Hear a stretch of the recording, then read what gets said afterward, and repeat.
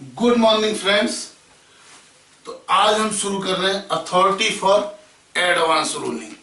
ये है क्या क्या है अथॉरिटी फॉर एडवांस रूलिंग, क्यों आई, कब आई, कैसे आई और क्या है इसका ऑब्जेक्टिव, ये सारी चीजें आज हम डिस्कस करेंगे। Authority for advance ruling, okay. तो अब हम समझते हैं अथॉरिटी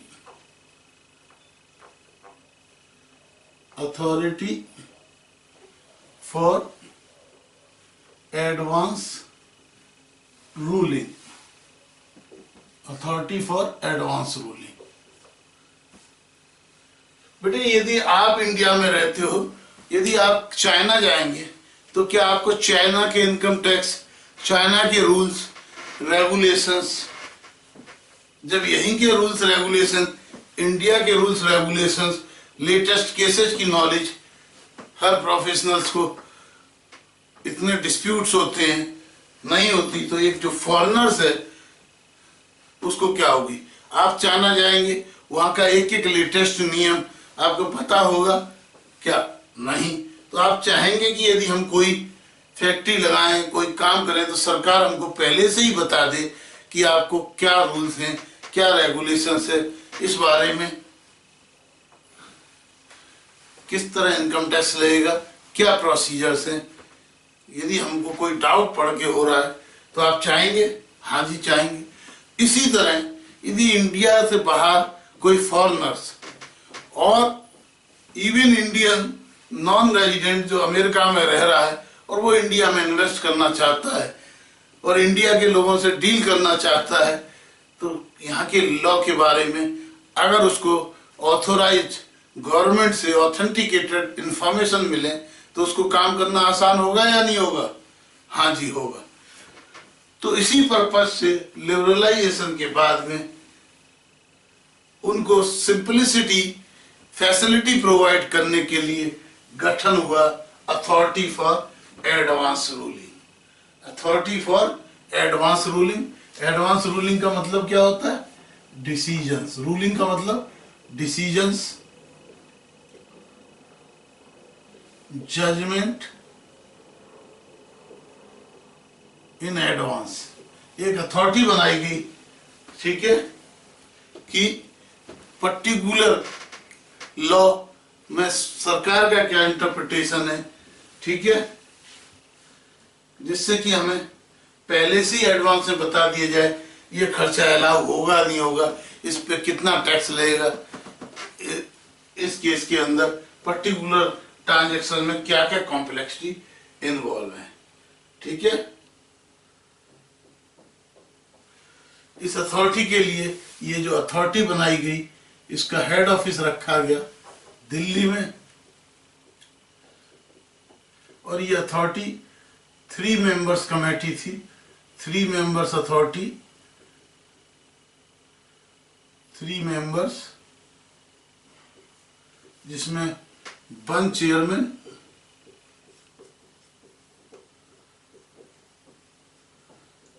and 2 other members.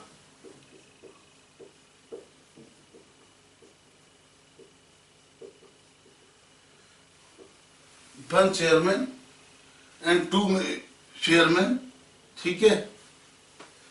ये जो चेयरमैन है ये कौन होता है? रिटायर्ड जज ऑफ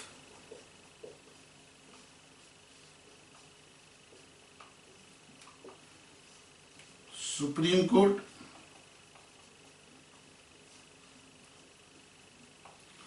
और ये जो 2 मेंबर्स हैं इनमें से एक IRS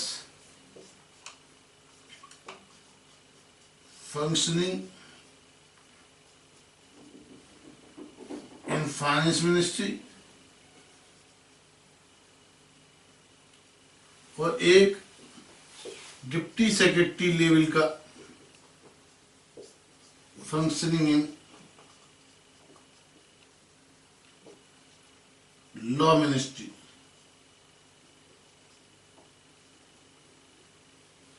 जिससे कि लीगल बैकग्राउंड का भी आदमी, और ये होगा इंडियन लीगल सर्विस से, इंडियन जुडिशियल सर्विसेज से, इंडियन जुडिशियल, जिसको इंडियन लीगल सर्विस कहते हैं। ओके, तो यहां से होगा, तो इस तरह की एक अथॉरिटी बनाएगी जिससे कि लॉ एंड फैक्ट, ठीक है, लॉ का पॉइंट ऑफ व्यू में भी मिल जाए और फाइनेंस मिनिस्ट्री डिपार्टमेंट का भी पॉइंट ऑफ व्यू मिल जाए, ठीक है। तो ये रूलिंग किसके लिए है?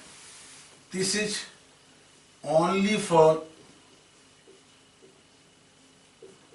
NRI और for resident dealing with NRI, for NRI tax liability,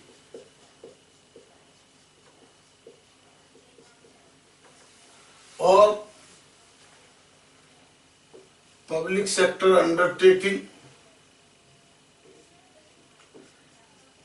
in dispute or litigation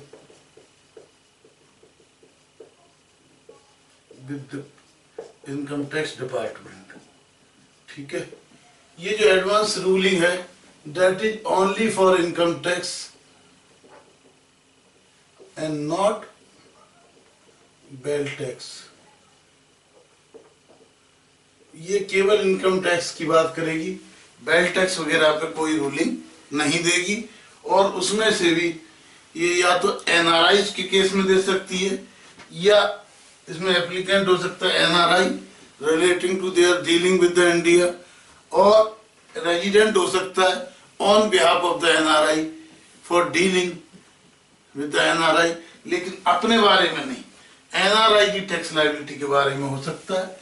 इन दोनों केसेज में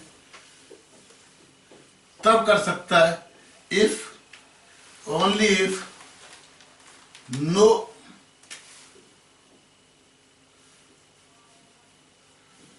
no assessment appeal is pending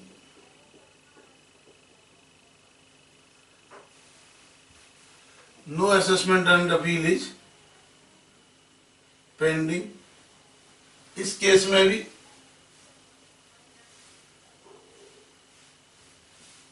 और इवन इस केस में भी नो असेसमेंट और अपील इज पेंडिंग, जबकि इस केस में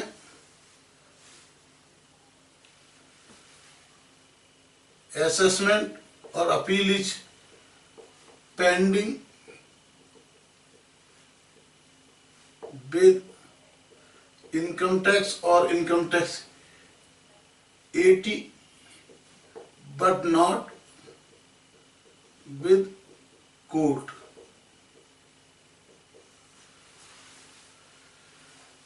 इस केस में कोई भी असेसमेंट, अपील, ITAT कुछ भी पेंडिंग नहीं होना चाहिए, ठीक है, तब हो सकती है, ठीक है। नो असेसमेंट, अपील, कोर्ट कुछ भी पेंडिंग नहीं होना चाहिए।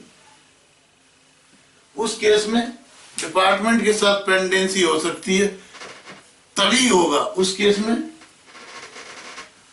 इस पेंडिंग ये होना चाहिए, but not with the court, ठीक है।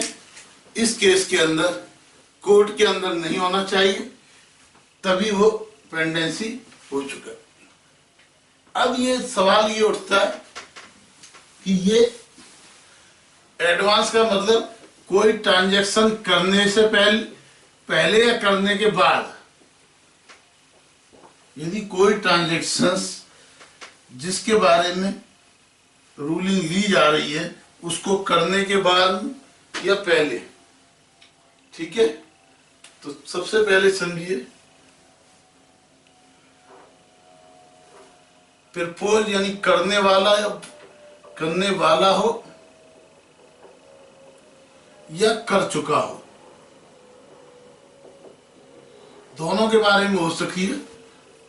प्रपोज टू बी, प्रपोज और ऑलरेडी डन।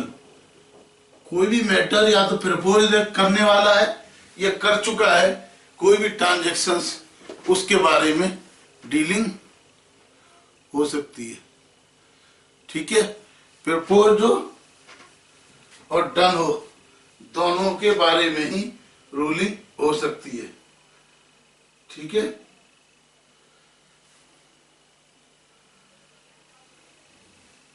प्रपोज हो और डन हो। उसके अलावा मैटर ऑफ लॉ हो, उस पर भी हो सकती है, और मैटर ऑफ फैक्ट हो, उस पर भी हो सकती है। ये जो अथॉरिटी फॉर एडवांस रूलिंग है, ये क्या कहती है, ये दोनों ही केसेस पे हो सकती है, अथॉरिटी फॉर एडवांस रूलिंग। ठीक है,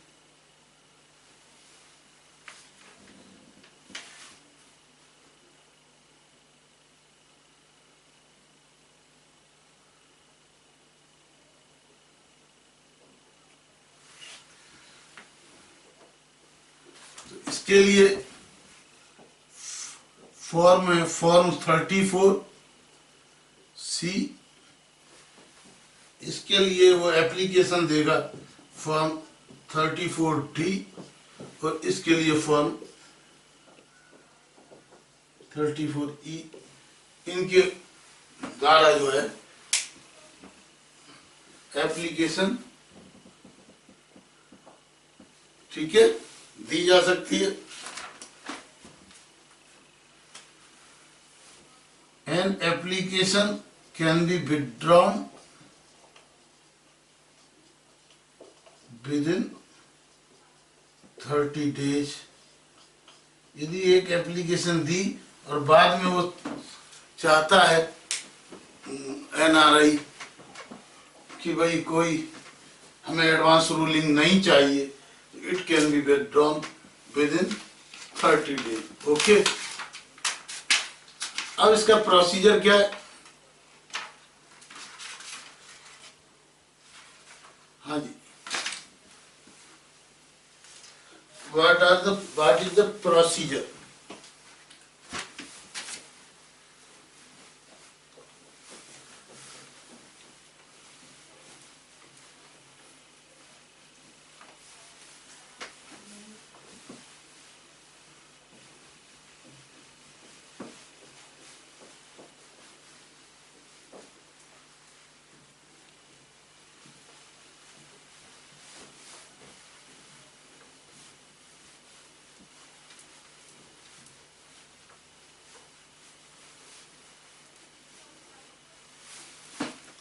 हाँ जी, अब हमें समझना प्रोसीजर्स।